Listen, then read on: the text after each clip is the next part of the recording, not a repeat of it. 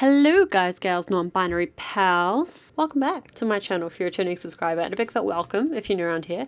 My name is Az, and today I want to talk about Paralives, which if you don't already know about because you've been living under a rock, it's an upcoming indie life simulation game for PC and Mac.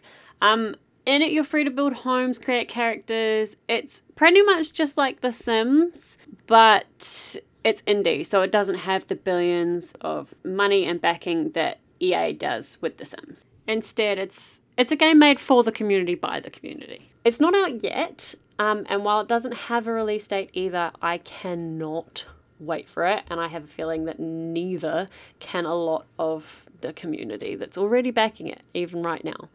As far as we know so far, the team is a four-man one working on the game. The head of this team and the founder is a guy called Alex Mace. As well as him, there's also Roxanne, who's the 3D artist and a technical artist, Leah, who's another 3D artist, and Christine, who's the most recent addition, being the communications director. What's incredible though is that at the time of recording this, the team have just about reached their next goal. This will allow them to hire 3 more people to the team and hopefully speed up the design process a bit. Obviously, we can't be sure though because I'm no expert in game development, but I'd imagine a game of this size and caliber would take forever. They're even just 7 people to make, but what they have achieved so far and the little snippets that we're getting and examples and bits and pieces that we've seen so far look absolutely incredible. I know for a fact that a lot of us in the Sims community have loved the Sims games for 20 years now. And we continue to play it, even though just recently it's been more disappointing than not. I don't think the 20th anniversary needs more than a mention. And I think the general consensus on Eco Living is that it's going to be a good game, but predictably the same storylines as what we've had before. I mean, don't get me wrong, the game is great. Sims is great, but it's like biting into a chocolate chip cookie only to discover it's raisin. It's disappointing. Oh my god, I feel like my mother telling off my kid. I'm not angry, I'm just disappointed. Don't get me wrong, please. The pack looks cool, but it's all stuff we've already had, and should have had in previous packs. I mean, I know there was a huge community vote a while back, and Eco Living scored quite highly on that vote, but I mean, times have changed. We've cleaned beaches in Solani, so been there, done that, you know what I mean? Been there, done that. Anyways, I'm getting well off topic. I'm just trying to explain that although we probably shouldn't start comparing Paralives with The Sims, because they are such very different companies and styles, it's very hard for me not to do that, because they are, on the other hand, so very similarly different. In saying that, though, I don't want to put the pressure of a huge billion-dollar company, EA, on a small 4-man team that is working in, a shared office trying to make Paralives, just quietly. They don't need that pressure. The fact that they're pulling off what they are pulling off at the moment is incredible in the first place. But although I said I didn't want to compare them, I still feel like some comparisons do need to be made, because the progress that they're making and everything that they've accomplished so far, what they have worked so hard to achieve, has been incredible. The fact that they're at the stage that they're at, and they are such a small team, and they're doing this for the community. It is a game that is made by the community for the community. And that is, I think, is what's so important. They're not just a huge billion-dollar company. They are a small 4-man team that is working on a more personal and intimate level with us, the community, listening to what we like, listening to what we want, getting ideas from their patrons on their Patreon website, and they're just blowing us away. Obstacle after obstacle, they are smashing, and I am so incredibly impressed and proud of them as a team, and I'm positive that I'm not the only one. And sticking with the comparison theme though, I think it's time that we do start looking at comparisons, because, well, let's just start from the beginning, shall we? I kind of want to take you back to 2014. The Sims 4 has just come out. If you'll remember, the game itself was big, it was fat, it was a little bit shit. No pools, no toddlers, no foundations, just a basic bitch, plain Jane version of the game that we love today. Don't get me wrong, it's improved miles and it's made all those changes and additions, which is great. And I still love the game, can't stress that enough. A long time player here, so read into that what you will. But then turn around and look at Paralives. Buckle up, it's gonna be a bumpy one. The confirmed features that this game offers in its base is incredible. I've gotten all of this info on the Paralives website, which I'll link along with all my other references down in the description just below for you. So, in live mode, or life simulation mode, there will be an open world small town. I mean, we're going back to The Sims 3 here. This was probably the favorite feature, my personal favorite feature of The Sims 3. I love being able to zoom out and zoom in and go to other lots and go to other places, and it was completely open world. It was amazing. I loved it. There's going to be advanced character editor, so basically a creator sim, and it's called Paramaker, or Pam for short, which I absolutely adore. That is the coolest name, and we've seen a little bit of a preview of that just recently when Maggie was finally revealed. And I think what most stood out to me was the fact that when they clicked on Maggie's dresser and said open Paramaker, it didn't open like some weird background, some different scenery.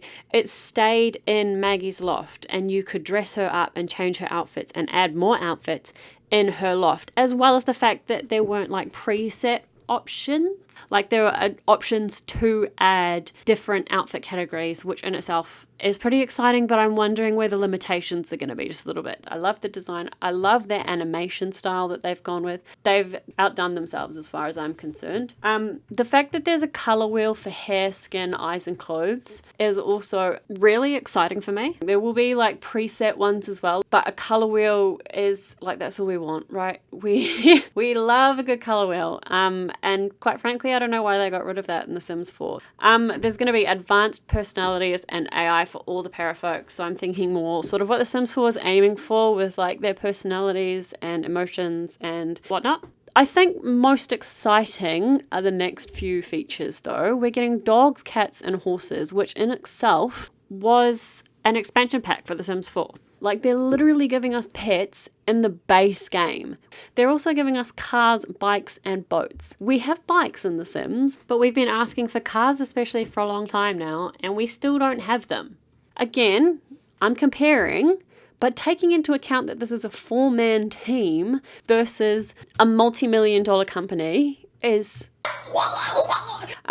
There's going to be weather effects and seasons. Again, another expansion pack in the base game. There's going to be a simple gibberish language, which The Sims already has. I mean, it would feel weird to hear like English or, you know, that sort of thing normally in the game. I don't think that it would work anyway. So it's cool that there's going to be a simple gibberish language. And there is only going to be one town at launch, but there's going to be more worlds and a world creation tool that will come later after the initial release of the game. In terms of build mode, and this is the shit that's got me really excited because you guys know I love building, there is going to be gridless construction. And while that can actually scare a few people, it's sort of not to worry as well, because there's also going to be snapping and optional grid that you can use to help you align stuff, but if you don't want it there, you can get rid of it type thing. There's going to be an option for curved walls, and I mean, if you're already a subscriber, you'll know I love my curvy shapes, and so I'm excited that I'm going to be able to do this with no fuss, no buds, no coconut. And you can do straight walls as normal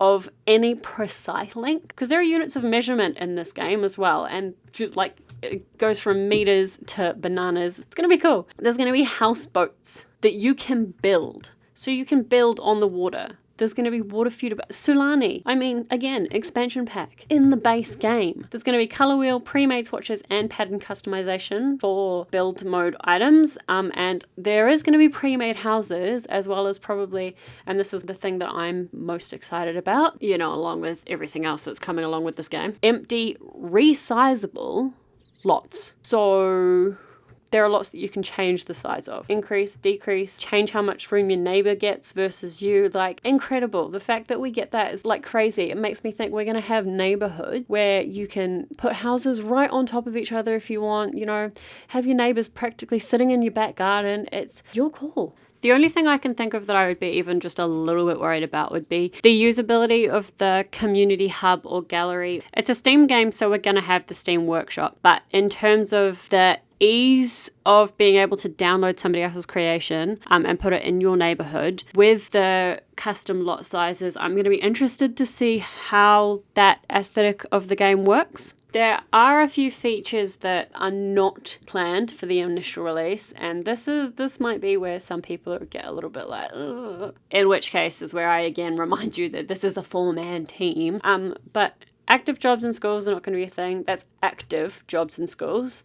Supernaturals and occults won't be either, and there's going to be no first-person mode or WASD arrow key control mode, okay? But taking into account everything they are giving us, I think that this game is being built on a really solid foundation so far. The team is incredible. They really know what they're doing. They're listening to the community, and that's really, I suppose, all I, as a life simulator gamer, want. Like, don't get me wrong, I'm not breaking up with The Sims or anything.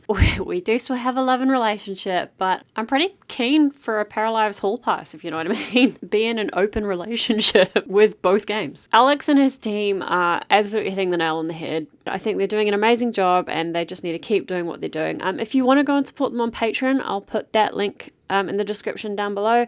Even if you just give $3 a month, like, it will help them reach their goals, and you'll have access to developer comments and posts and updates and things like that, which is actually pretty cool to have as well. I've only recently jumped in on it, but I'm already pretty stoked that I have.